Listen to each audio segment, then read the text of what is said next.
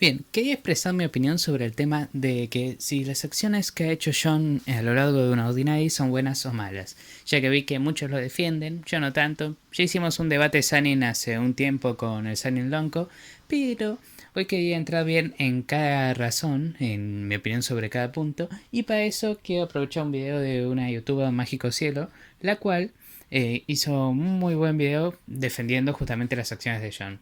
Y aunque justamente no estoy de acuerdo en todos los puntos, esto es lo que quería expresar. Les dejo el video en la descripción para que lo vean y con eso comencemos.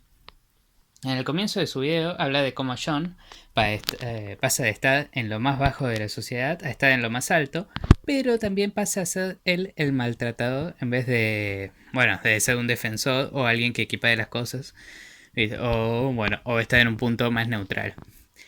A esto he de agregar que la cosa es entendible y coincido, teniendo en cuenta que lo violento de la sociedad de un ordinario y como John solo era un niño cuando vivió un completo cambio en sus capacidades y escala social. Justamente los mismos niveles bajos, al ver a Serafina débil, la atacaron. Y no solo los que estaban por venganza, hubo muchos que lo querían hacer por atacar a alguien que estuvo en lo más alto. Justamente querían sentir ese poder, digamos, como sentirse superiores por una vez. Y si gente, está bien, adolescente, pero querían este poder, menos vamos a ver una vez en un niño que sufrió el cambio drásticamente y no solo parcialmente en un ámbito de su vida, sino en todos lados. Por lo tanto, es obvio que John iba a sufrir con esto y justamente este cambio que le pasa hace que sus amigos pierdan un poco de contacto con él y a su vez él gane desconfianza con ellos con él, terminándolo poniéndolos en puestos enemigos y él sintiendo como una traición en ellos y por lo tanto generando también que él perdiera sus vínculos cercanos, a excepción de su padre, pero en el ámbito de general no tenía a nadie más. De su madre no se sabe nada, pero bueno, esto es un prota de John, seguramente no la tiene.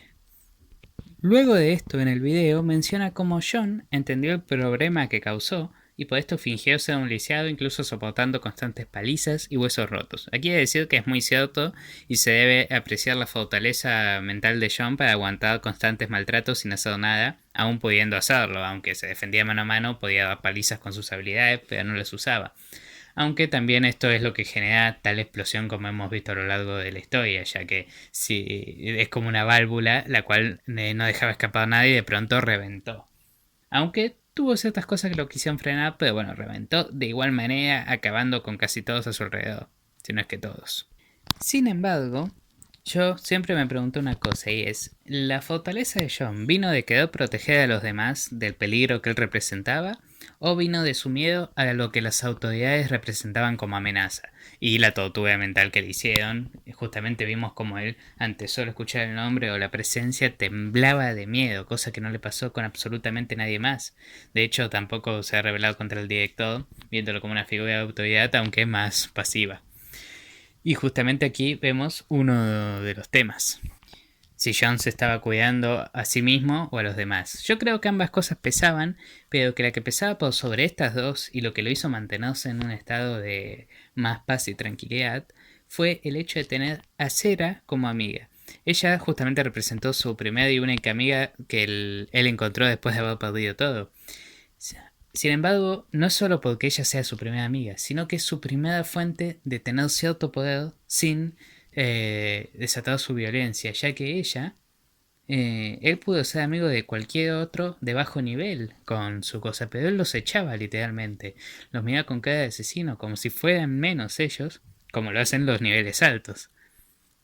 Y sin embargo, ¿de quién se quiso ser amigo cuando no estaba Serafina? De Arlo. Por lo tanto, hay que decir que muchos tachan de hipócritas a los Royal todo, pero John no se quedaba menos. Él mucho, digamos, de la desigualdad, pero él era el primero en aplicarla y encima queriéndose aprovecharse tanto de los altos y de haciendo a un lado los bajos. Hay que tener en cuenta esto, pero bueno, ya lo tocaremos más a fondo más adelante aquí, quizás en... no creo que en otro video, pero nunca se sabe.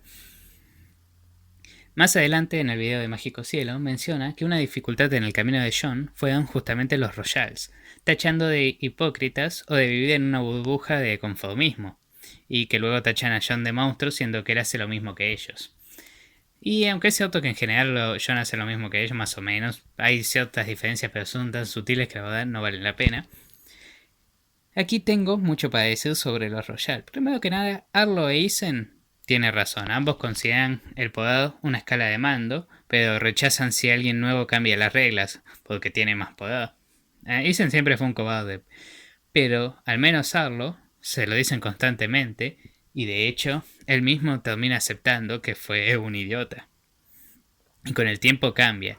Pero sinceramente no he visto ningún cambio profundo en Isen. Él es más como si siempre va con la corriente de lo que hacen sus amigos alrededor, como Blake y Remy. Después de todo, me parece más como un perrito faldero del estilo Zeke, pero con lealtad para sus amigos al menos, no que va hacia cualquiera.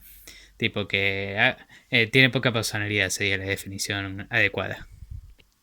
Por lo tanto, lo respeto más que a Zeke, pero tampoco es la gran cosa. Aunque justamente también se ha visto que ha ido mejorando el carácter en eso. Al Zeke del principio nunca lo hubiéramos visto desafiar las palabras de Arlo como lo ha hecho más adelante. Y no es porque Arlo sea menos, sino porque él se ha fortalecido, porque sigue viendo a Arlo igual de peligrosos. Comprende su diferencia de nivel aún. Ahora sí, hablando de los que vivían en una burbuja, o sea, Remy y Blake, solo diré una cosa. ¿Quién de nosotros no vive en una burbuja? Nadie de nosotros, puesto que en todos los problemas no hay nadie que esté. Quizás no estemos en ningún problema pendientes, quizás en uno y algunos en varios, pero nadie sabrá de todos los problemas del mundo.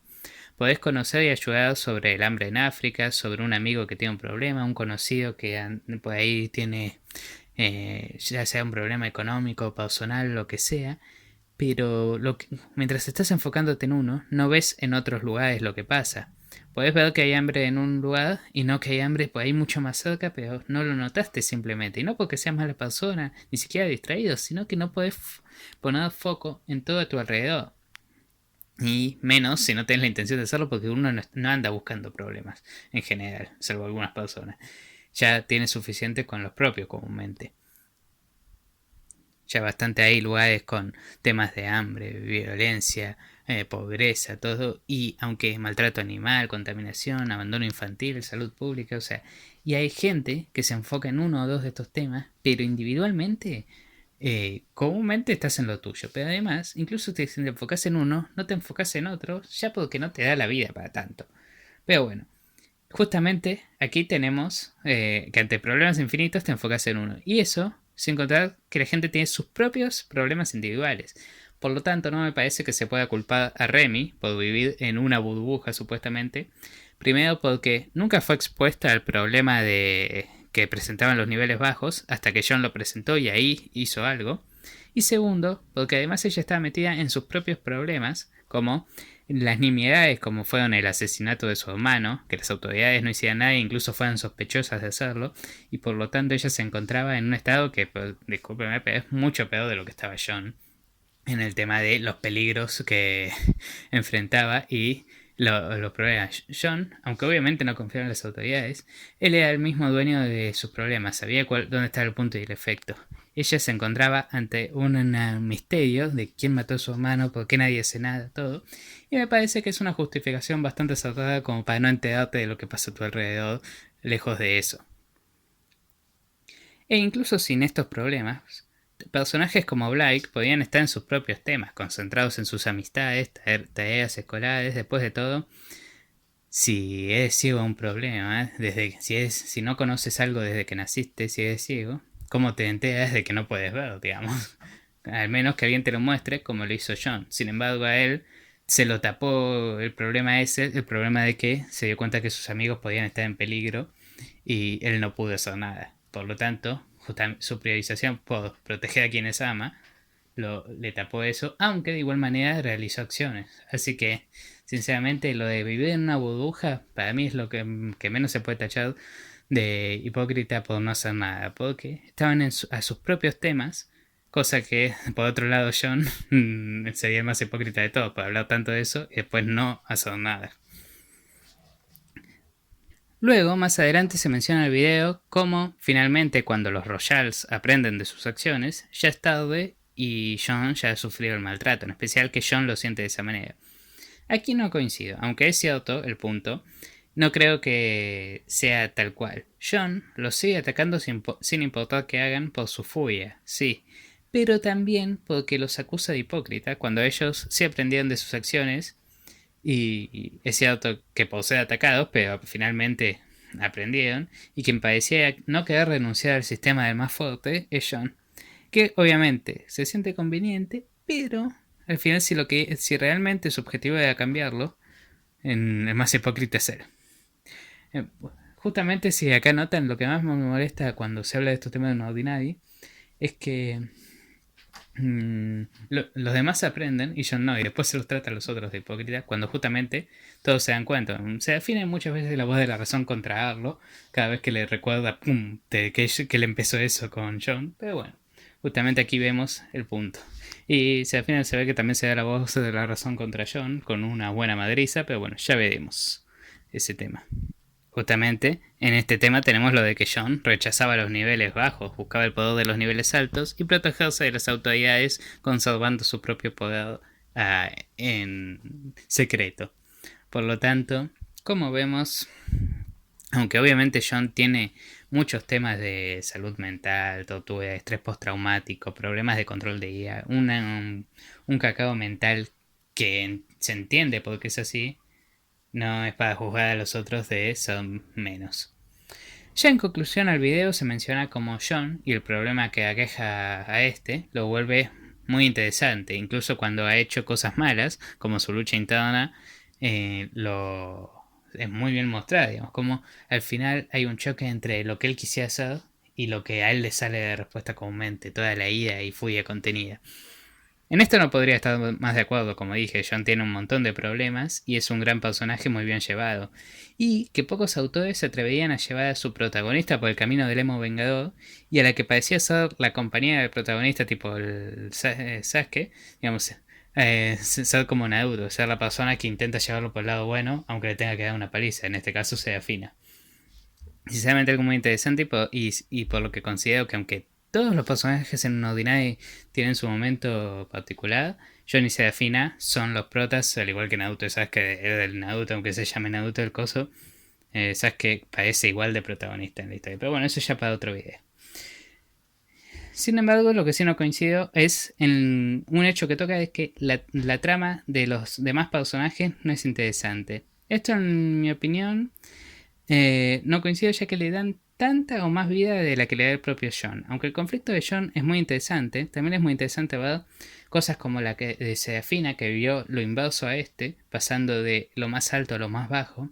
Remy, que vivía sin conocer el problema, pero que una vez lo sabe, tiene intención de ayudar. Blake, que aunque el problema le importa, su prioridad por sobre todas las cosas es proteger a quienes quiere. Arlo, inclusive con su paradigma de que las autoridades los protegen y el sistema es bueno, pero que poco a poco se va dando cuenta de todo. Y de hecho creo que él es tan terco como John, con la diferencia de que no está traumado por tortura infantil, algo que es bastante a tener en cuenta. Incluso personajes como Zico y Lane otorgan una variedad de opiniones que, aunque pueden ser odiadas, son muy interesantes puntos de vista para contemplar una amplia gama de colores, al igual que tienen sus auras. Pero bueno, yo con esto me despido y hasta luego.